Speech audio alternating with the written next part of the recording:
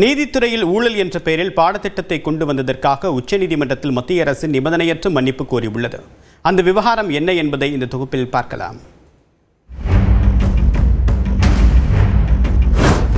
CBSE 2026-27 கல்வியாண்டு April மாதம் தொடங்க உள்ள நிலையில் NCERT எனப்படும் தேசிய கல்வி ஆராய்ச்சி மற்றும் பயிற்சி கவுன்சில் அச்சிட்டு வழங்கியுள்ள 8ஆம் வகுப்பு சமூக அறிவியல் பாடப்புத்தகத்தில் நீதித்துறையில் ஊழல் என்ற தலைப்பில் ஒரு பாடம் சேர்க்கப்பட்டுள்ளது.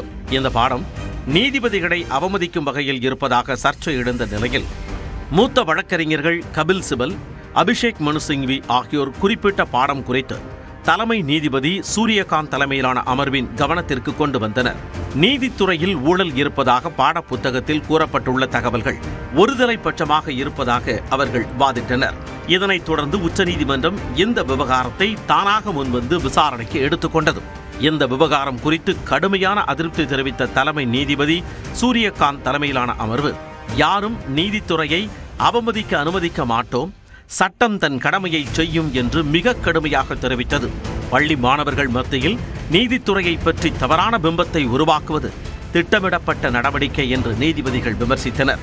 உச்சநீதிமன்ற நீதிபதிகள் மட்டுமல்லாது பல்வேறு உயர்நீதிமன்ற நீதிபதிகளும் வழக்கறிஞர் சங்கங்களும் இந்த பாடத்தால் அதிருப்தி அடைந்துள்ளதாகவும் கூறினர்.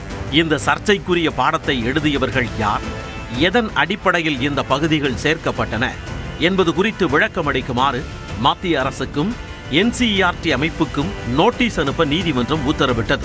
உச்சநீதிமன்ற நீதிபதிகளின் கண்டனத்திற்கு உள்ளான பாடத்தில் என்ன இருந்தது? 8ஆம் வகுப்பு பாடப்புத்தகத்தில் நீதித்துறையில் ஊழல் என்ற தலைப்பில் பாடம் சேர்க்கப்பட்டிருந்தது. நீதித்துறையின் பல்வேறு நிலைகளில் மக்கள் ஊழலை எதிர்கொள்கிறார்கள் என்றும் இது ஏழை எளியவர்களுக்கு நீதி கிடைப்பதை தடுக்கிறது என்றும் அந்த பாடத்தில் குறிப்பிடப்பட்டிருந்தது. உச்சநீதிமன்றத்தில் சுமார் 81,000 வழக்குகளும், உயர்நீதிமன்றங்களில் 62.4 லட்சம் வழக்குகளும், மாவட்ட நீதிமன்றங்களில் 4.7 கோடி வழக்குகளும் நிலுவையில் உள்ளதாக புள்ளி விவரங்களும் இடம்பெற்றிருந்தன. 2017ஆம் ஆண்டு முதல் 2021ஆம் ஆண்டு வரை நீதித்துறைக்கு எதிராக 1600க்கு மேற்பட்ட புகார்கள் வந்துள்ளதாகவும் தெரிவிக்கப்பட்டிருந்தது. கடந்த ஆண்டு உச்சநீதிமன்ற முன்னாள் தலைமை நீதிபதி PR கவாய் நீதித்துறையில் ஊழல் நிலவுவது துரதிர்ஷ்டவசமானது என கூறிய வரிகள் பாடத்தில் இருந்தன. நீதித்துறையில் ஊழல் நிலவுவதை நீதிபதி ஒருவரை ஒப்புக்கொண்டதாகவும் பாடப்புத்தகத்தில் குறிப்பிடப்பட்டிருந்தது. மூத்த நீதிபதியின் பெயரை பயன்படுத்தி நீதித்துறையை அவமதிக்கும் வகையில் பாடத்தை அமைத்திருப்பது குறித்து தலைமை நீதிபதி சூரியகாந்த் அதிருப்தி தெரிவித்திருந்தார்.